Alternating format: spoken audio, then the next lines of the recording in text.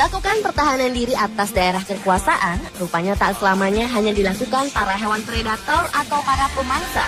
Namun, hewan-hewan yang hidup berkoloni itu juga tak jarang melakukan perkelahian meski dengan sesama teman koloninya.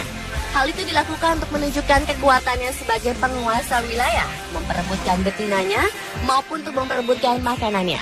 Dan berikut, Anuska telah merangkumnya dalam 7 perkelahian hewan dalam koloni.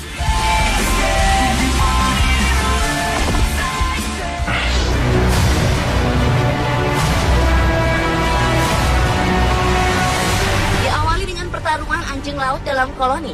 Seperti kebanyakan hewan, anjing laut juga hidup dalam kelompok besar di mana habitat mereka hanya dihuni jenis mereka saja.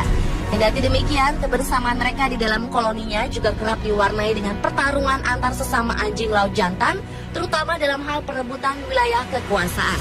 Perkelahian anjing laut jantan ini tak selamanya harus berupa kontak fisik.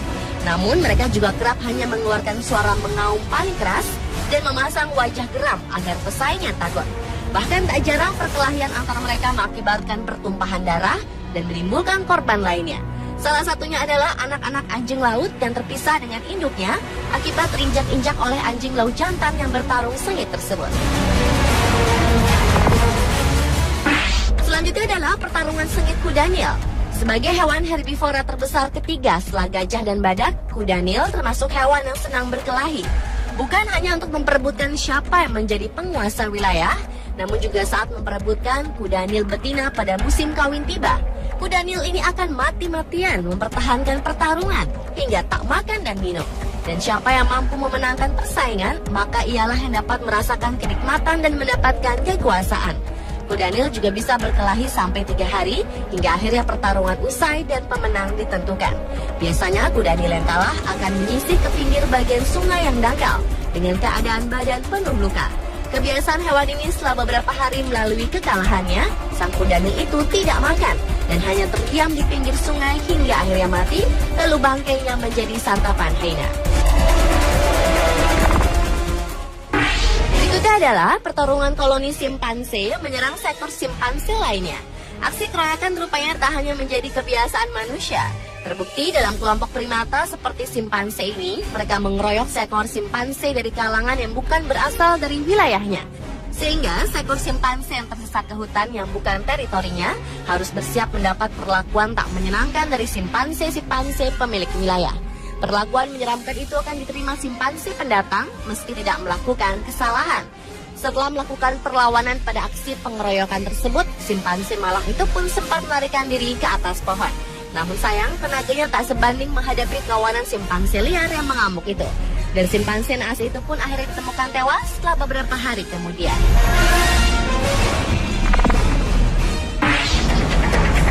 Berlanjut ke pertarungan dalam koloni gajah laut. Gajah laut merupakan sejenis anjing laut terbesar yang memiliki hidung besar yang sekilas mirip dengan belalai gajah yang tergulung. Fungsi hidung besar tersebut tak lain adalah untuk membantu gajah laut membuat suara keras saat menandai wilayah kekuasaannya, terutama saat musim kawin tiba. Salah satu dari jenis gajah laut ini adalah gajah laut utara yang bisa ditemukan di perairan California, Amerika Serikat. Dalam memperebutkan betinanya, para gajah laut jantan ini akan beradu kekuatan melalui pertarungan berdarah, di mana pemenang akan menjadi penguasa pantai dan menarik perhatian betinanya. Sementara gajah laut yang kalah dalam pertarungan harus menyingkir dari daerah kekuasaan gajah laut pemenang dengan luka tubuh akibat gigitan serta impian yang kandas untuk menikmati musim kawin.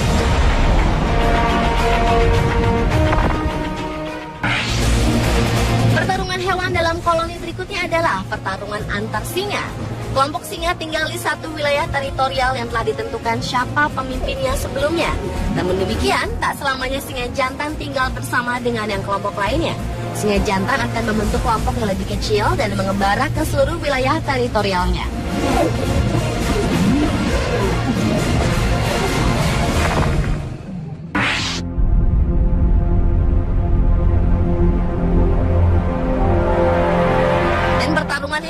Koloni yang terakhir adalah antar penguin betina jenis Adelie.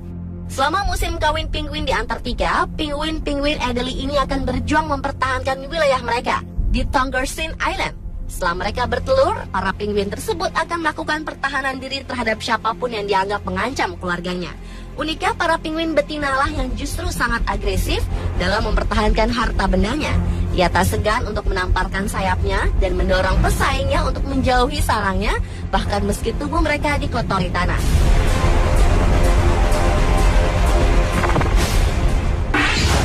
Dengan berat yang mencapai 1 ton, bison yang juga dikenal sebagai banteng Amerika ini adalah salah satu dari hewan herbivora bertubuh raksasa yang tinggal di Amerika Utara setelah kepunahan zaman es. Meski demikian, bison mampu menewaskan lawannya lebih dari kekuatan beruang dan serigala.